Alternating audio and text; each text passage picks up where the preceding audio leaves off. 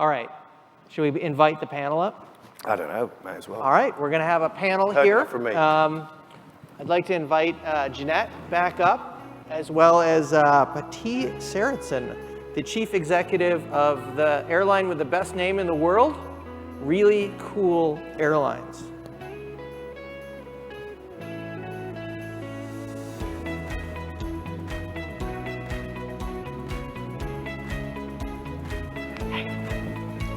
Hello again.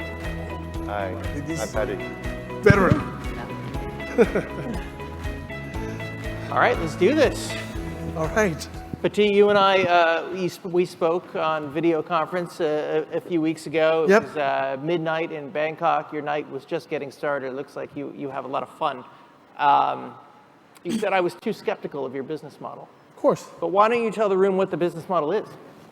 First of all, let's listen to Mike, right? I've known Mike for how many years now, man? 8 years almost. Yes. We worked together on a value alliance, right? Together. We created that thing, actually. And when he said it's hard, and he goes, I'm in the low cost, it's hard, and the legacy is making money, that's number one, why I'm not going to do low cost anymore, right? There's no point, in my opinion, of this, venturing into this. The skeptics, I like, because when I started any airlines, I've started 3.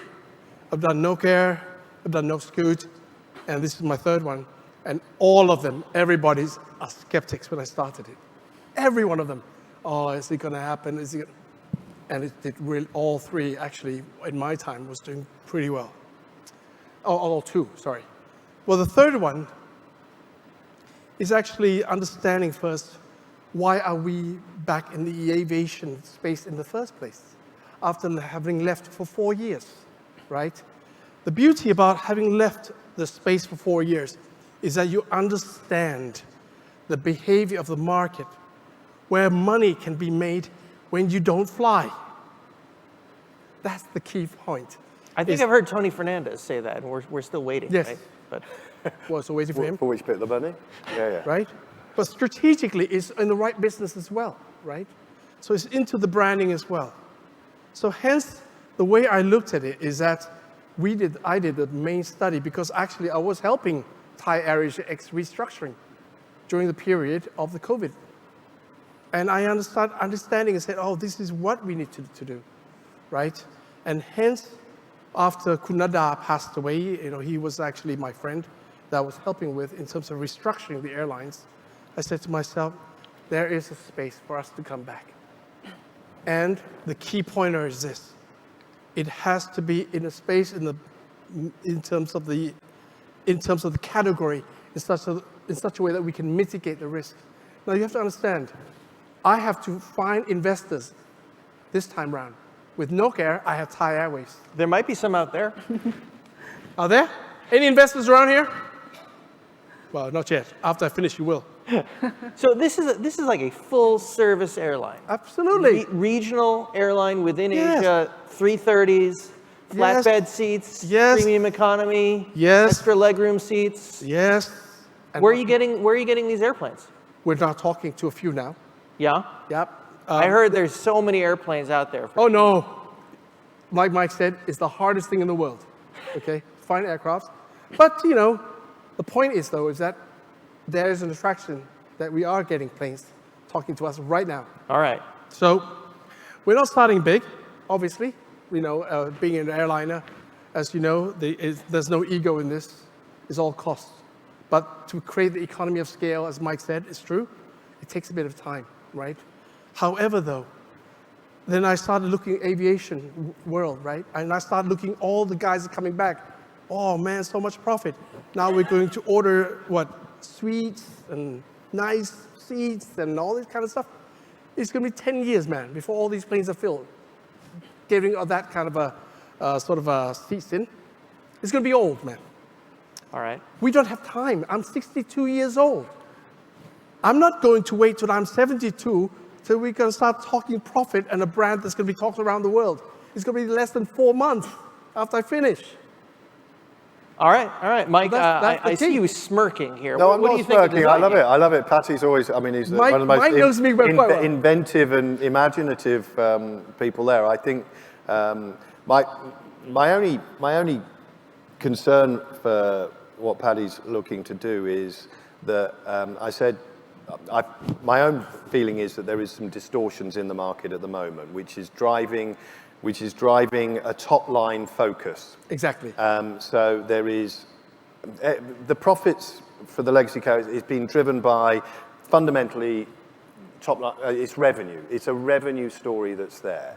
I just don't know if you should be assuming that same level of revenue for the next, if you're doing a 5-year business plan. Exactly. Now, look, by the way, it's lasted longer than I thought. I thought long-haul revenues would have come off already, and they haven't.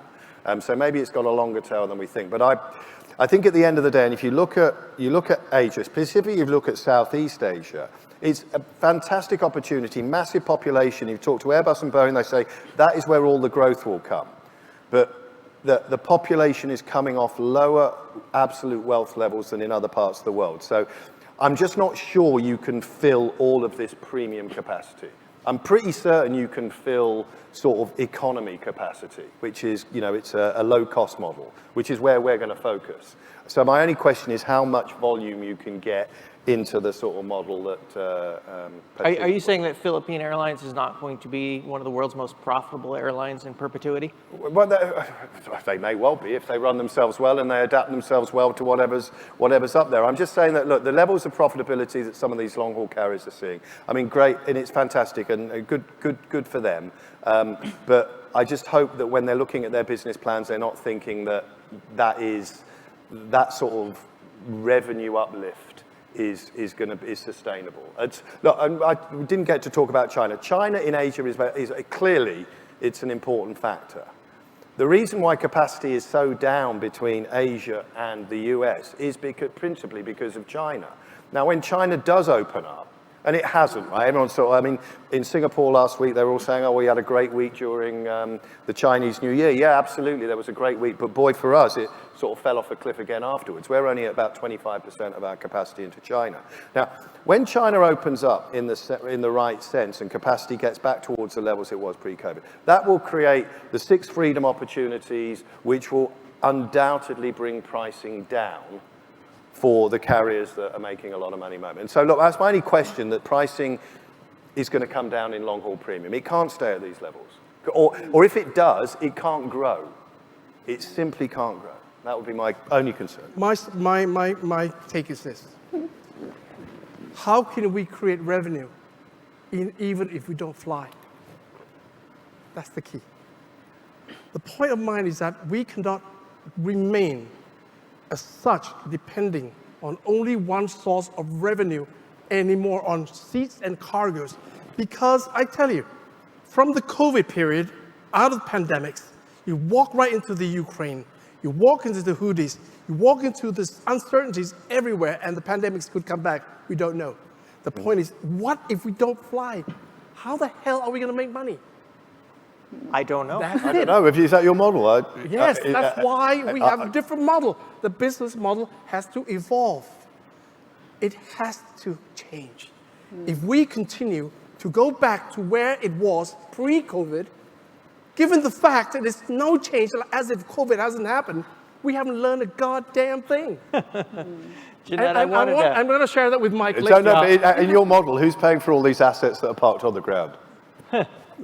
Jeanette, I'll chat to you later. I want to know. Jeanette knows the answer. Jeanette, go ahead. Jeanette, come on, how do you survive?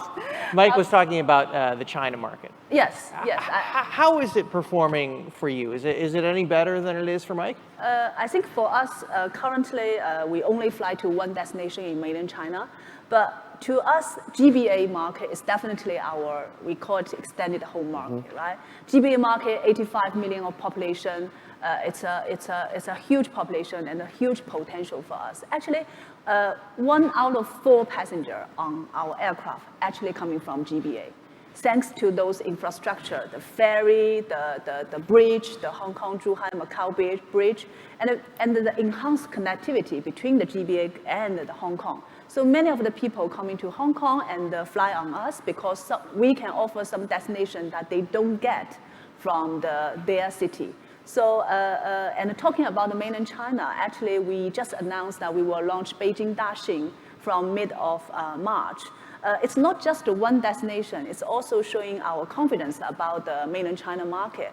Actually, in China, similar to Philippines, there are a huge population that haven't got chance to fly on air yet. So again, it's a huge potential. And even for those fly on air, actually the frequency of people flying on air compared to developed countries is also much low. So for us, I think we play a role to connect GBA, Hong Kong, connect mainland China to the rest of Asia. So again, I have quite strong confidence about the potential of the mainland China market. And definitely with the enhanced connectivity, we will strengthen our presence in that market as well. Yeah. How long do you think it'll take? You mean? Before you expand further in mainland China? Is it a 5-year plan, 10-year plan? Oh, definitely. We look at 10-year plans, right? Currently one destination, soon will be 2, and we are looking at, in the future, 1/3 of our network could be from mainland China. Currently only 5%. So Northeast Asia, 70%, Southeast Asia, 25%, and only 5% mainland China network. But in the long run, we are looking at 1/3, 1/3, 1/3, more diverse, resilient, and balanced network for us. Yeah. Great. Patee, I saw some side discussion here. What were you guys talking about? No. I said I have to share with Mike. You know, I share a lot of things with Mike in the past. And when I finish, I want to share with him. He's going to go, oh my God, as well. So, but the point though is this, okay? In the network of airlines these days, right? The competition that you go through is actually against yourself first. If you cannot drive the people to come back to fly with you, then it's no point. You can compare all you want. There's always chicken and eggs, right? Mike's 459 seats, mine 280 seats, regardless of what it is in terms of the products, okay? That's not the point, man. The point is how do we actually bring people back to fly with us to create that particular yield. Now, the yield, we're talking about 3%, 4%. Wow, that's great. No, man. How do we actually extrapolate higher yield, but not necessarily through just the same old stuff? You keep talking about this, but I what can't is tell it? you What's because it? Oh, it's top secret? The thing is, if I'm flying now, I will tell you. You know, well, I mean, Brian, come on, if I tell all the trade secret now, everyone's going to copy me. You look at Nook Air, right? When I was first airlines that distribute through 7-Eleven, within 2 years, I've got Thai Airways copying me, Thai Airways copying me, Thai Vietjet copying me, because they do copy. So if I tell the things before I start flying, I keep you curious. My question is always going to you is that would you try it? Sure. What do you think, Mike? What? Yeah, look, try. I don't know what the magic sauce is. So, anyway, he's very imaginative. He's very entrepreneurial. So there's definitely something there. All right. But we need to ask him the question in a year's time when he's got it up. Yeah, well, we'll come to the naughty next time. We'll find out what it is. But if there's something that you can not fly aircraft and somebody's going to pay for all the assets and everything else, I want to know about that. That's it, man. Tell That's the game. me outside. So yesterday's main topic, and I think it was because we had the CEOs of Indigo and Air India, was less China and much more India, that being kind of the next destination to pop. How do the three of you see the India market going forward from this region? You want to go? Yeah. Jeanette, you go. For us, our aircrafts don't fly to India, not yet, I would say. Our parent company has, Cathay definitely has a network in India. I think with the population, right? Same story as China. Many of the population haven't flown yet, and the frequency of air travel is much lower compared to developed country. There's definitely a huge market there, but it's not relevant to us yet, I would say. And Indigo, definitely, there's lots of airplane orders, and also some same problem as us. We see Pratt & Whitney, etc. And I think infrastructure probably also something that they are looking at. How to invest in the infrastructure, how to make sure the airport support the future growth, and all these. Yeah. Patee, you going to fly to India? Probably. Let me explain to you a little about India, my experience. We used to fly to Bangalore, Nook Air, back and forth. Now, the problem with India is the fact that we need 2 origins to win the game. 2 origins.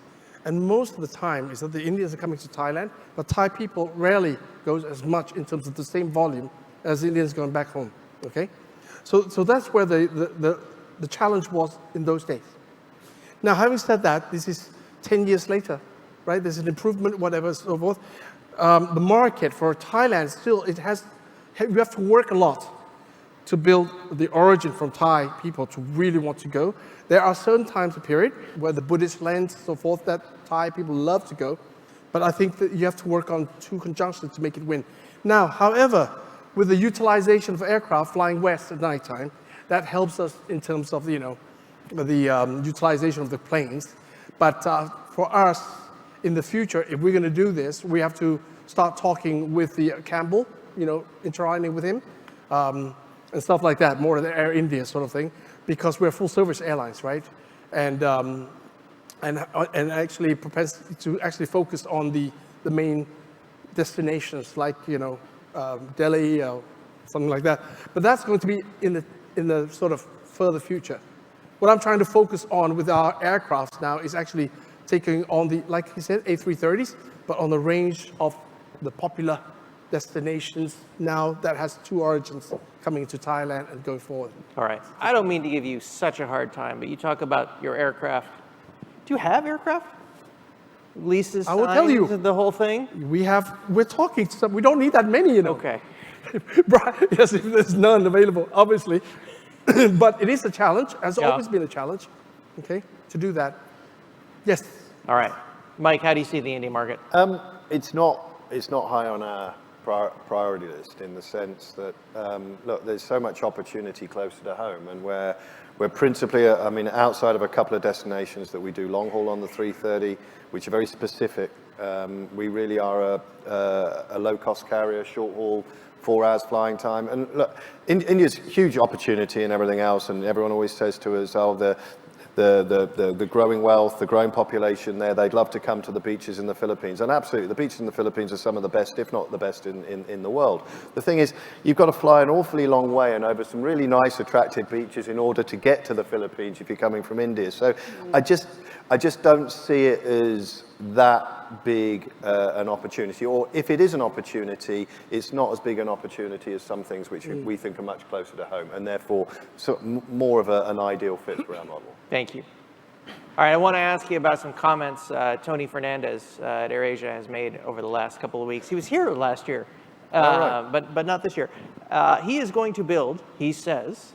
What? He built what? He's going to build the world's first low-cost network airline, which sounds like it wouldn't work. I'm curious, Jeanette, I mean, do connections, does a network airline work with a low-cost model?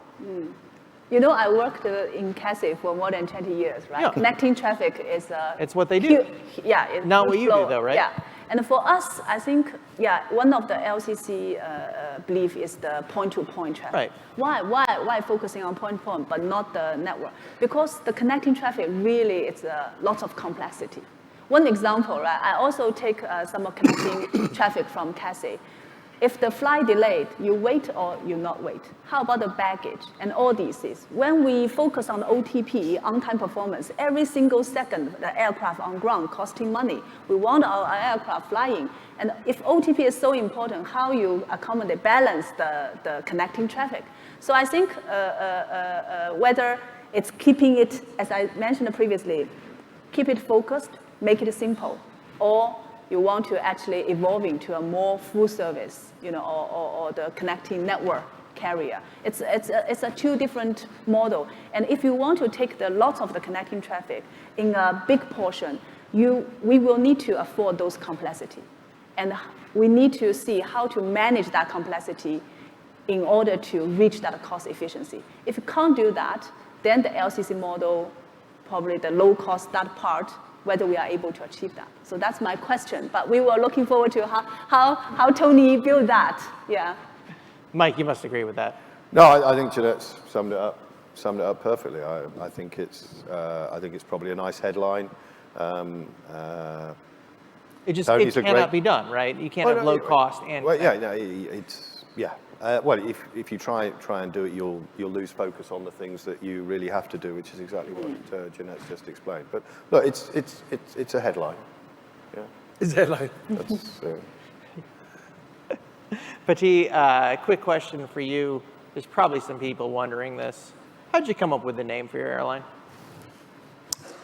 Because of the business model. Because it's going to be really cool? Because really cool is an adjective. It is, huh? It's applicable to lots of things.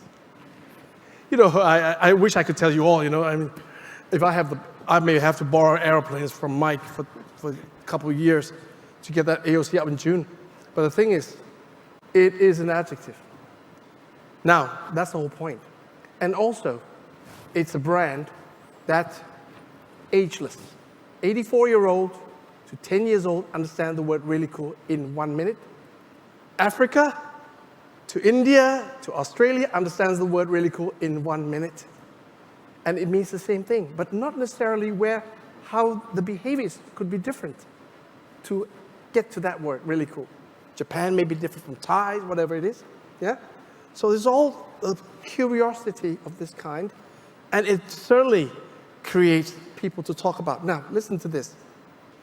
When I have my planes, there'll be someone like skeptics. There are people who, oh, wow, that's really cool. Wow, let's test it if it's really going to be that cool. Oh, man, I hate that. But they will all try. And that's my customers. All right. Jeanette, True, right? Mike, when are you going to start, by the way? Have you got a date? We're trying to get our AOC by June. June. And Mike, you're going to be invited to try out our crap, man. I'll come and start.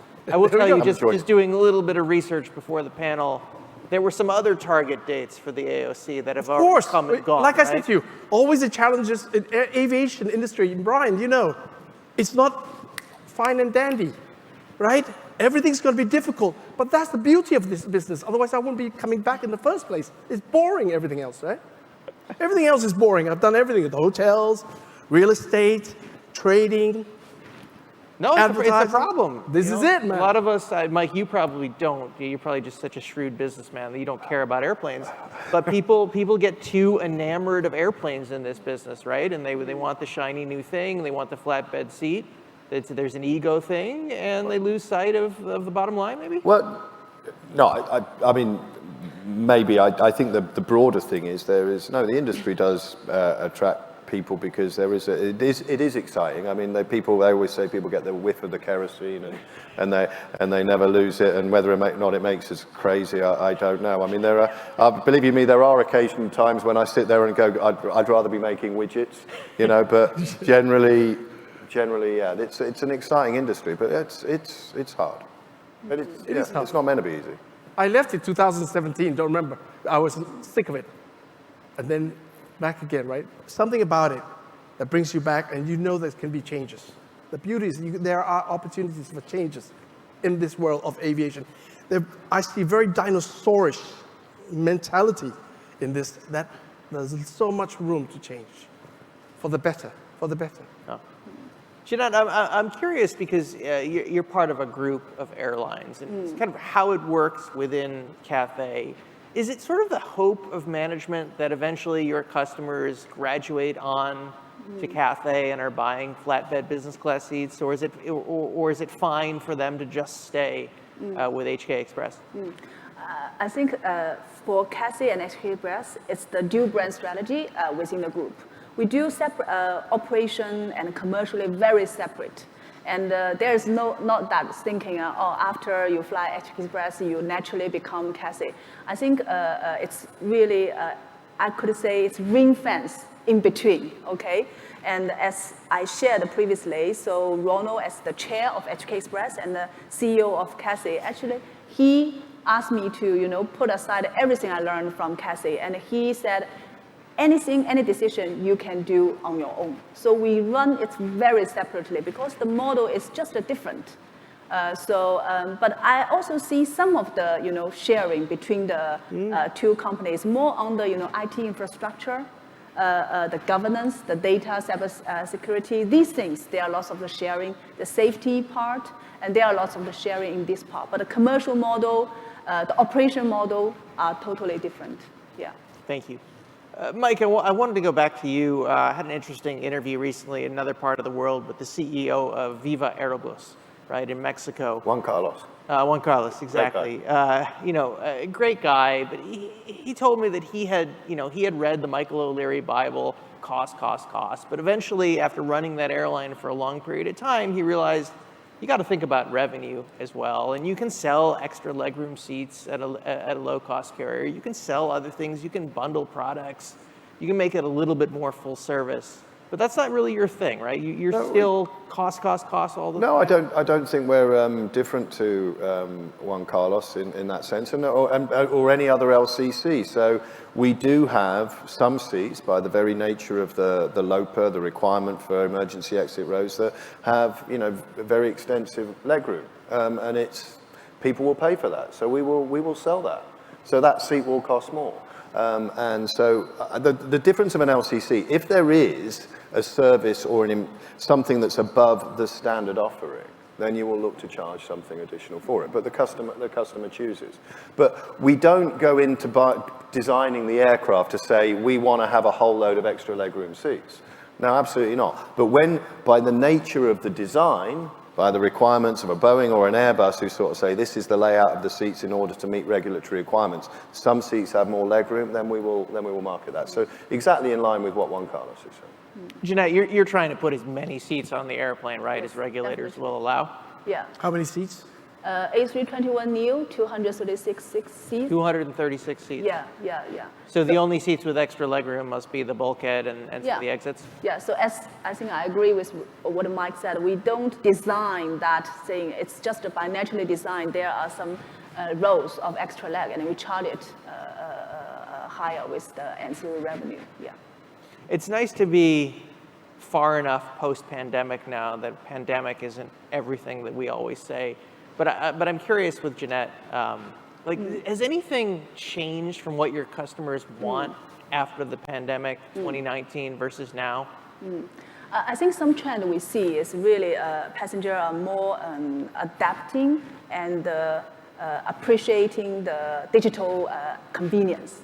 Okay, they get used to use those self-service, online check-in, self-baggage drop. And it's good because it's the LCC advantage. We want to save the manpower and increase the efficiency. So this is the trend that we see. So firstly, it's about the digital convenience. Second thing we see is passengers are value driven, right? They are value hackers. So they want to get the best pricing and get the best value of the travel option that they choose because they can easily compare pricing and different options on the online. So this is also the second thing that we observe. The third thing is we also see some heightened consumer interest regarding sustainability.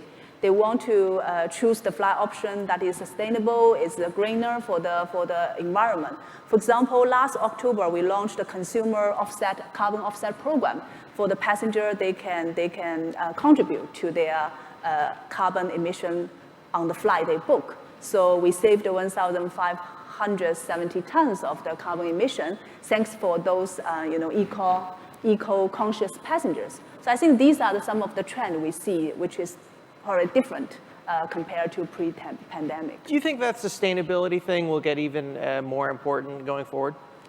I think now is the awareness. People and even our kids in school every day is talking about the sustainability. And I fundamentally thinking the low-cost carrier model actually inherently supportive of the sustainability concept because our principle is drive efficiency and minimize waste, right? So we give a customer choice when if they want to eat, they order pre-book, so minimize the waste. So our model is a relatively sustainable model. But put that aside, SAF definitely is a topic for all the airlines need to think about. For our Cathay Group, we put a target for 10% of the total consumption fuel by 2030. But for us, HK Express, we're still in the very initial stage of the SAF. We know 2023, the whole global produced 600 million of the SAF globally. It's double of the 2022. However, it's only contribute 0.2% of the total legacy aviation jet fuel we consume. So the supply is still very, very limited. So for us, we look at whether when the market evolving, there are more supplies and we can get some price competitive SAF to help the whole industry to reach that 2050 target. So I think that's the sustainability topic for all the airlines. We play a role in that. SAF is a fascinating topic for me, right? Because when I'm on stage up here, almost everybody says SAF is the greatest thing that they've ever seen. And then when we go back there and the microphones are off, you all tell me what you really think about SAF. What do you think, Mike? Well, I mean, the aircraft, I mean, we're not going to see a change in the aircraft and engine technology that's going to impact the existing fleet that's flying. Or, I mean, we're about to order 100 aircraft, and those aircraft are going to fly for 20 years. They're not going to arrive till 2027. These are engines that need a kerosene-type fuel. So, you know, this is the active fleet of the world at the moment needs a different, needs a kerosene substitute that behaves in exactly the same way. So that's why SAF is so important. But the fundamental problem, as Janet has said, is there's just not enough of it. I mean, and we're not even close. I mean, it's in a different universe in terms of thinking for us to get there. Now, will we get there? Yeah, eventually. I think it's going to take longer than people are talking about. I think in the last year or two, we've seen people coming back from making big, bold statements about when they're going to be net zero and everything else. And so there's now more realistic timelines. They sound like they're way into the future. I mean, IATA's talking about 2050 for net zero, and I think that's probably that's a reasonable target. That might have a chance. But yeah, we need to see more volume, and when the volume comes online as well, we need to see the price come down. I mean, the price at the moment, you're talking about 4 times the price. Yes. It's good for now, actually, right now. It's only starting point, actually. The oil companies talking to us now, it's starting. They're not even halfway there, you know, so it's going to be quite some time anyway. So, Mike, I think last week Singapore said that they would put sort of a tax or fee and require airlines to use SAF here. I know a lot of airlines use it anyways, but you know, you're in LCC, you talk about the importance of the low fares and stimulating demand. Does that end up being a problem for you? It probably isn't a problem for Air India, but for an airline like yours? Well, I think it's a problem for everyone. I mean, at the end of the day, I mean, as we transition, I think inevitably there is going to be a cost. I mean, we need to see. I mean, I think it's the start in Singapore. I mean, it's about 1% of the fuel, I think. So it's relatively small, but I think it's the start, and probably they'll ratchet up the percentage in terms of the levy that they're going to do in years to come. So the real and only answer to this is that we've got to get more SAF. And at a cheaper price. Otherwise, it will be some form of SAF levy or taxation that's going to come and get us in the form of, you know, like a packet of cigarettes, right?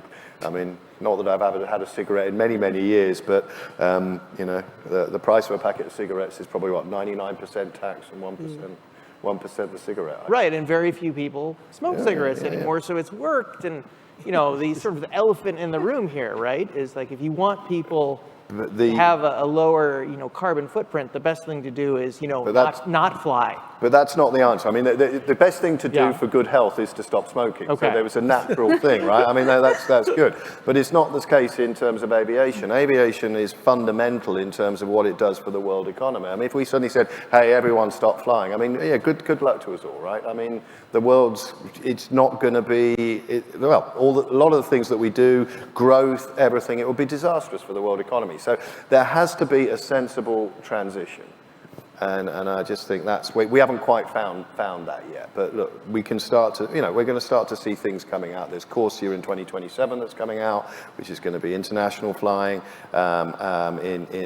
worldwide. So it's starting to come, and that's why airlines have got to start to take stock of it. And you've got to be investing in the thinking of it. You know, you've got to be signing up your MOUs with staff providers to make sure that you've got the relationships, you're working on how you can bring it more and more in. And yes, over time, we will start to use more and more. I think 10% that Jeanette said is a reasonable target by 2030. I think that sounds reasonable. 6 years. Patee, I mean, do you think about sustainability in planning this new airline, or is it Yes, like, we're investing in the SAF. Yeah, you are. We're going to invest in a joint venture to do SAF. Okay. So we produce. not only fly and use, we want to produce.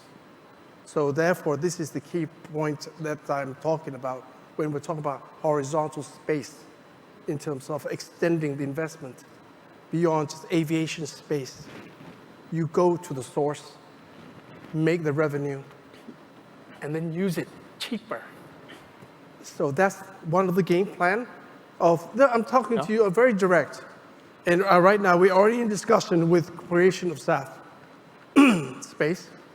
So instead of just saying that we're going to buy it from the third stage production, we buy from our own. So in this way, we are actually self-supporting. You know, I learned this from working with a company called CP, who's doing the chicken farming. And they do 360 degrees rotation. They do everything. And hence, they become the biggest agriculture company in Thailand, actually in Asia. The same thing happens. In aviation space, you can do the same. But the mindset has to start changing, and you have to work with the expertise in that particular field without you having to put your ass in the game, but you actually put the money behind it to create right from the source. So that supports your business. So in this way, you mitigate your risk as well, right? So in the future, I may sell SAF to Cebu Pacific at a cheaper rate than anybody else. Just happens because Mike's a friend, you know. Things like this. This is what I'm talking about, a creation. Right now, you have to have the vision to go beyond just the tube in the sky, the 450, 300 seats, you know, all that kind of stuff. And if you ask me just now whether Tony can do it or not, the networking, you look at the changes in Southwest Airlines, right? It started off with absolute point-to-point. They're still point-to-point, but people look and perceive them as the network airlines. They're also a mess as an airline that I cover all the time. Regardless. Yeah. I'm not saying that they don't carry mess, but I am saying that they are still in the position that perception can be changed. It depends on the standard of procedures that you can come up with that can you mitigate and support the answers where, you know, you can solve the problems.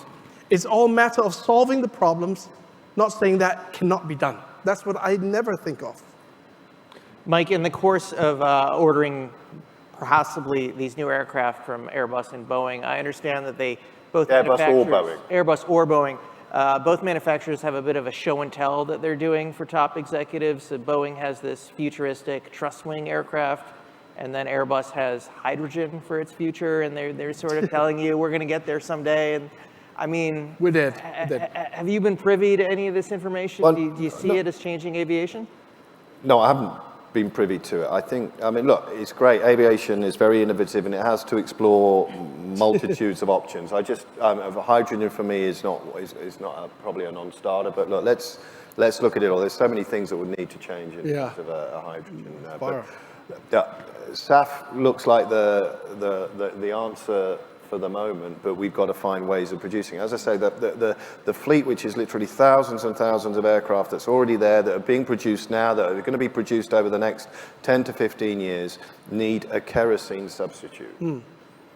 That's what it needs. I mean, so now that's maybe for the next 40 years. Now, maybe 40 years down the line, there'll be an answer, but it's I can't see it yet. Do you think this idea that you are sort of the best option for the environment because you put so many seats on the airplane, do you think it resonates with any of your customers?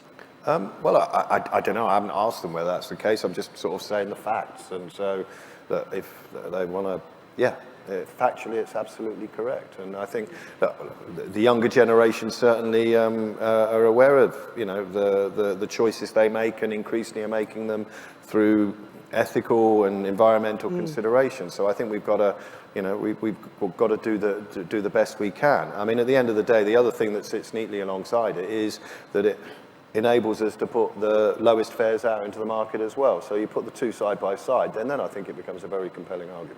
Great. We're almost out of time. You guys seem to get along pretty well. I got a question for you, Mike. Do you have any advice for Patee?